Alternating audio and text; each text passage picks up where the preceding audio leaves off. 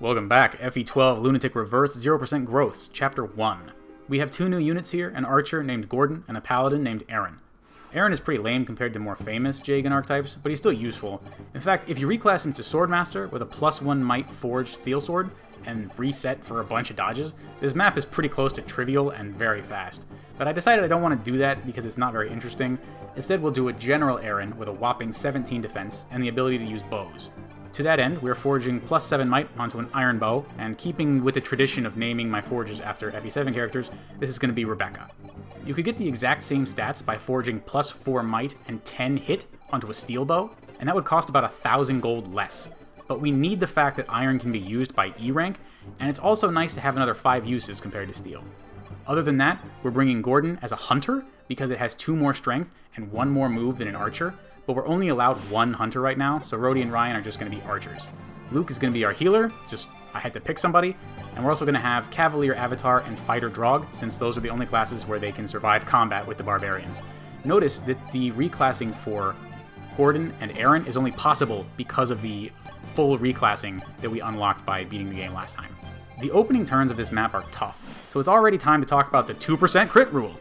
Enemies mostly prioritize dealing damage in this game, and if they have at least 2% crit chance on a unit, then the AI treats that crit as guaranteed, which is triple damage. So this is an incredibly effective way to control aggro without actually exposing yourself to a real risk of enemy crits. The Barbarians on this map all have either 5 or 6 crit. The Avatar and Drog have 3 luck, meaning they will always be affected by the 2% crit rule on this map.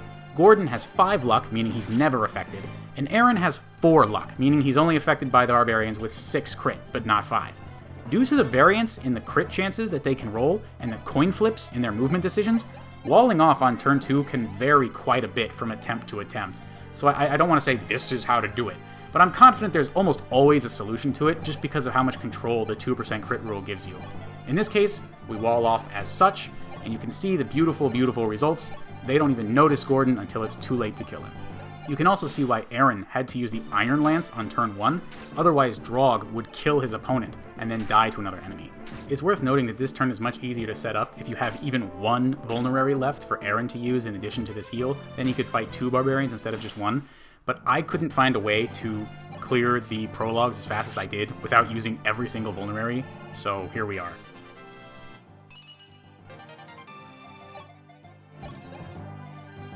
Our forged iron bow is enough to clean up here, and this is already a really satisfying strat. Very high level gameplay, definitely preferable to routing dodges with a Swordmaster Aaron. It's also worth pointing out that the branching paths forward are impossible to cover completely because of the stat boosters in the shop. I mean, there's just so many variations of this based if you give 1 item to somebody, but we probably want to save as many of those as we can for Katarina, and a lot of them are going to go to Pala, so we just don't want to use them here. We need to send Marth to the northeast village to recruit a new healer, and that's a little slow going, so I'm going to take this time to say how insanely sexist this game is. Female characters just don't have access to a lot of classes. In particular, the Avatar cannot reclass to Hunter as a female, which is frankly a bunch of bullshit. It doesn't matter in this chapter since we only have 1 Hunter slot anyway, but it could definitely matter later. That extra point of movement, 2 extra points of damage, you can't get it because I decided to flip it around and be a girl this time, so that really sucks. Yeah, female mages can use Nosferatu and Aura, but come on, this is ridiculous.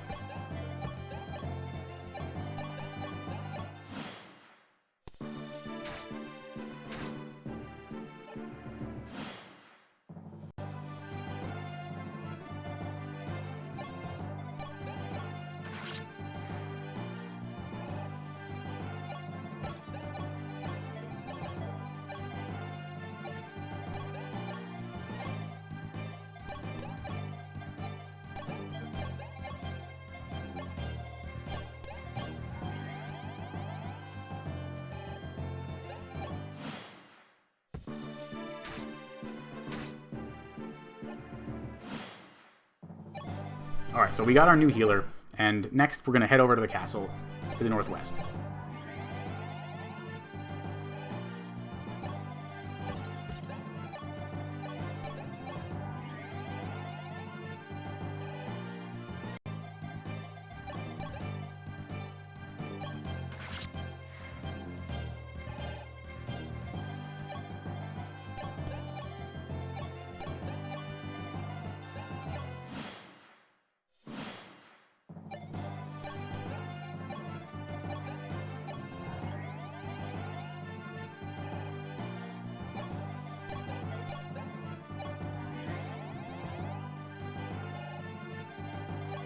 The enormous problem with this next pull is that the barbarian with a hand axe is going to move second, and will probably kill whoever the first barbarian attacks, except in the one case of having General Aaron, who can survive both hits. And so you basically required to have him, unless you want to rig a dodge. Even on hard 3, I had to take a dodge on this pull. Shout out to YouTube user Irobok for this Cecile pulling strategy in his hard 4 run. This really takes a lot of the pressure off of your main forces.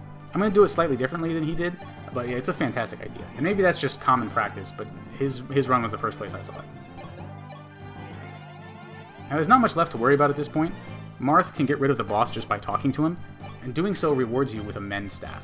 I've done something new in this video, and included an alternate ending that saves a turn by killing the boss instead, for a 10-turn clear, which is actually the same as I got on hard 3 ZPG. But the canonical, official version of this chapter is this 11-turn clear, where we just talked to him.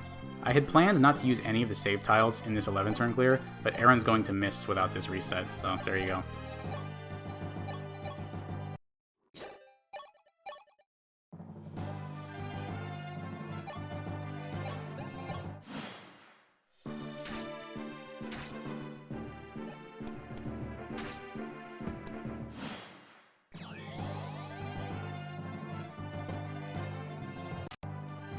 Once again, we've got the pairing of Aaron's Steel Lance and Gordon's Steel Bow to very effectively take out these barbarians.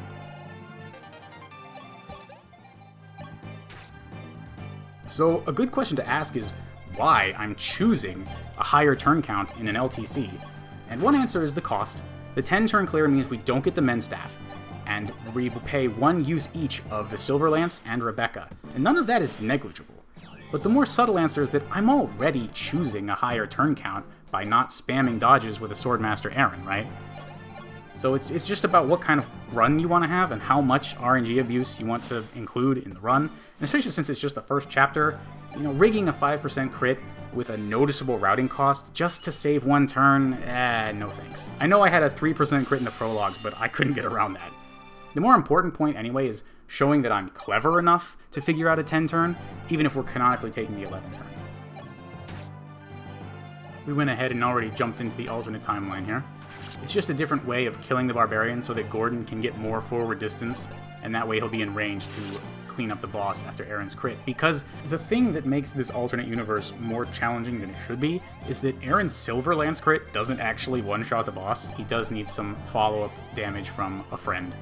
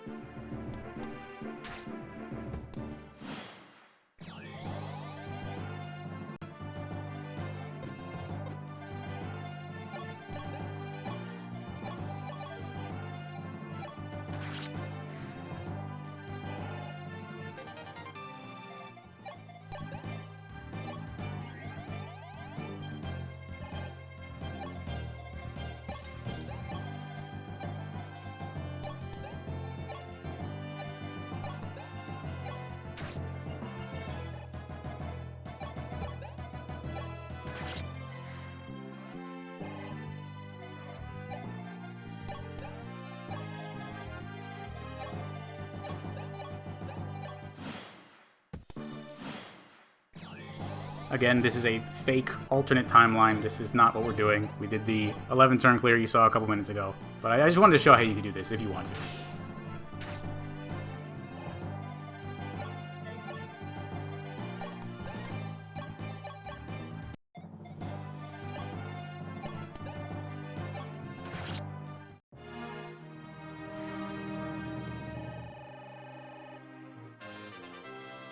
So that's it for Chapter 1.